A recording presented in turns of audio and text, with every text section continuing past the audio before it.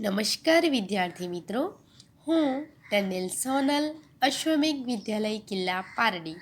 મિત્રો, આપણે ધોરણ 4 વિષય ગણિત ગમ્મતમાં અભ્યાસ કરીશું. તો મિત્રો, પ્રકરણ નંબર 8 ગાડું અને પેંડા. તો આપણે જોઈએ કે આપણે પાઠ્યપુસ્તકની થોડી સમજૂતી મેળવી જ છે. તો એમાં આપણે ઘણા બધા વર્તુળોની વાત કરી હતી. તો હવે આપણે જોઈએ કે બંગડીની મદદથી વર્તુળ દોરો.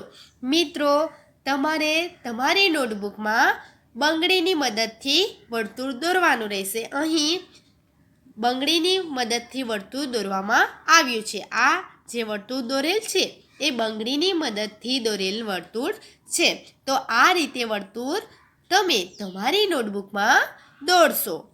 ત્યારબાદ સિક્કાની મદદથી વર્તુળ દોરો. તો તમારે અહીં સિક્કાની મદદથી વર્તુળ દોરવાનું છે. અહીં દોર્યું છે, જુઓ મિત્રો, કે સિક્કાની મદદથી દોરેલ વર્તુળ અહીં આપણે જોઈ શકીએ છીએ. ત્યારબાદ પેન્સિલથી વર્તુળ દોરો. એટલે કે આપણે બંગડીથી પણ ના દોરશું, સિક્કાથી પણ ના દોરશું, પરંતુ આપણે હાથ વડે પેન્સિલથી જ ફક્ત આશરે પેન્સિલની મદદથી વર્તુળ આ રીતે આપણે દોરી શકીએ છીએ. તો તમારે પેન્સિલની મદદથી પણ વર્તુળ દોરવાનું રહેશે. આગળ છે પરિકરની મદદથી વર્તુળ દોરો.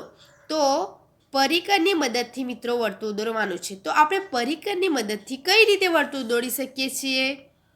તો મિત્રો, આ છે પરિકર. તમારી પાસે પણ આ રીતનું પરિકર હશે. તો તમારે આ રીતે પરિકરની મદદથી વર્તુળ દોરવાનું રહેશે. આપણે જે રીતે પાઠ્યપુસ્તકમાં જોયું હતું કે દોરી અને ખીલી દ્વારા મેદાન પર વર્તુળ બનાવવામાં આવે છે. તો ખીલીનો એક છેડો, દોરીના એક છેડે ખીલી હોય છે અને બીજા છેડે પણ ખીલી હોય છે. એ જ રીતે આપણે વર્તુળમાં જોઈ શકીએ છીએ કે આ એક છેડો છે અને આ બે છેડો છે. બરાબર છે. જ્યારે મેદાન પર વર્તુળ દોરવામાં આવ્યું હતું એમાં વચ્ચે દોરી હતી અને આજુબાજુ ખીલી હતી. અહીં આપણે ખીલીની જગ્યાએ આ બે પોઈન્ટ જોઈ શકીએ છીએ.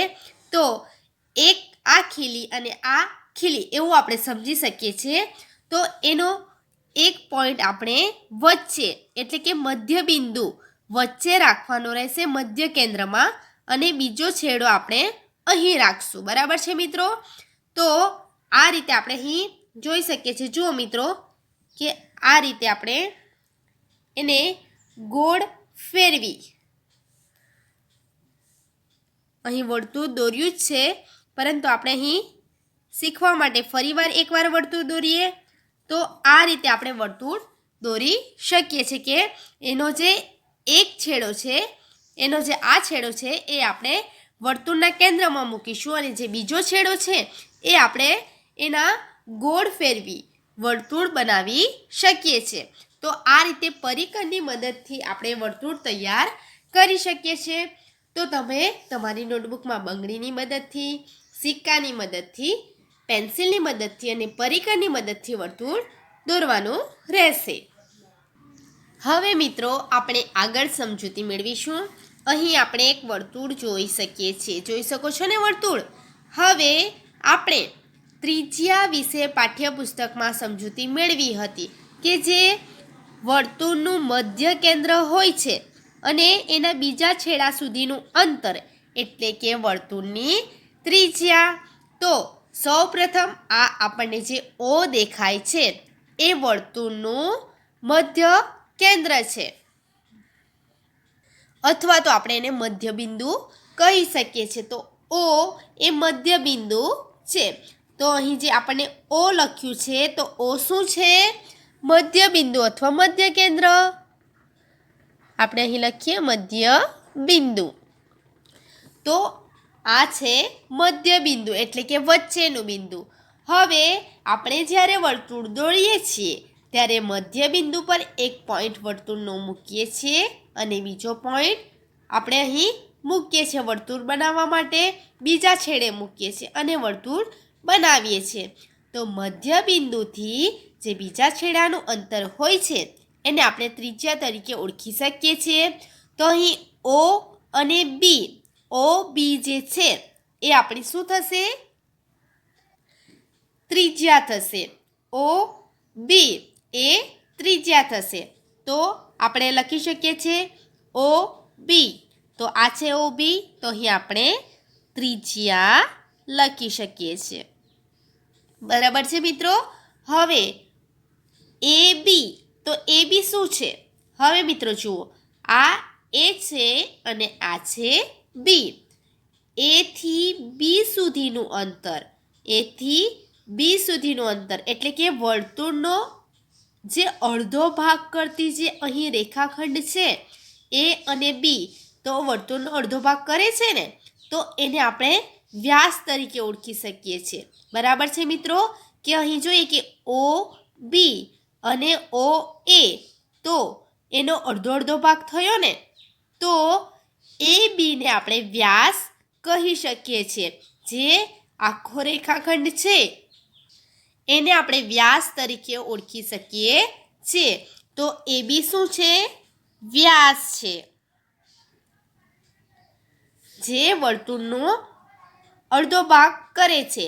એ બી એ શું છે? વ્યાસ. હવે ઓ એ જોઈ શકીએ છીએ આપણે મિત્રો. તો ઓ થી એ જે છે, તો ઓ મધ્યબિંદુ છે અને એ બીજો છેડો છે, તો એને પણ આપણે ત્રિજ્યા કહી શકીએ છીએ. તો આપણે અહીં લખીએ ત્રિજ્યા. ઓ સી, ઓ થી સી, તો ઓ તો મધ્યબિંદુ છે જ, અને સી શું છે? તો સી એ બીજો છેડો છે, તો એ પણ ત્રિજ્યા થઈ. તો ઓ સી પણ શું છે? ત્રિજ્યા. તો આ રીતે આપણે અહીં જોઈ શકીએ છીએ કે ત્રિજ્યા કોને કહી શકાય, મધ્યબિંદુ કોને કહી શકાય અને વ્યાસ કોને કહી શકાય, એ આપણે અહીં સમજી શકીએ છીએ. કે મધ્યબિંદુ ઓ છે, ત્યારબાદ ઓ બી ત્રિજ્યા છે, ઓ એ પણ ત્રિજ્યા છે, ઓ સી ત્રિજ્યા છે અને વ્યાસ કયો છે? તો વ્યાસ એ બી છે. વ્યાસ હંમેશા ત્રિજ્યા કરતાં બમણો હોય છે. ત્રિજ્યા ઓ બી છે અને વ્યાસ એ બી છે, તો ઓ બીથી એ બી હંમેશા બમણો હોય છે. વ્યાસ એ ત્રિજ્યાથી બમણો એટલે કે ડબલ હોય છે. એ મિત્રો ખાસ યાદ રાખવું. ધારો કે આપણે જોઈએ કે ઓ બી ત્રિજ્યા છે, બરાબર છે. તો ઓ બીનું માપ છે 2. આપણે સમજણ માટે ઓ બીનું માપ 2 લઈએ. તો વ્યાસનું માપ કેટલું થશે? આપણે કીધું કે બમણું થાય છે. તો વ્યાસ એ બીનું માપ, જે આખું વ્યાસ છે, તો આખાનું માપ થશે 4. બરાબર છે મિત્રો. તો આ રીતે આપણે યાદ રાખવાનું. ત્રિજ્યા એ વ્યાસ હંમેશા કેવો હોય છે? બમણો હોય છે. અને આપણને વ્યાસ આપ્યો હોય 4 અને ત્રિજ્યા શોધવી હોય તો અડધું કરવું પડે છે. માટે મિત્રો આપણે યાદ રાખશું, ત્રિજ્યા કરતાં વ્યાસ બમણો હોય છે, 2 ગણો હોય છે. બરાબર છે મિત્રો. તો તમને અહીં ત્રિજ્યા અને વ્યાસમાં સમજ પડી હશે. તો મિત્રો આ પ્રકારે તમારે નોટબુકમાં લખવાનું રહેશે અને આ પ્રકારે જે સ્વાધ્યાય પોથીમાં પ્રશ્ન છે એ પણ તમારે પૂર્ણ કરવાનો રહેશે. થેન્ક યુ વિદ્યાર્થી મિત્રો.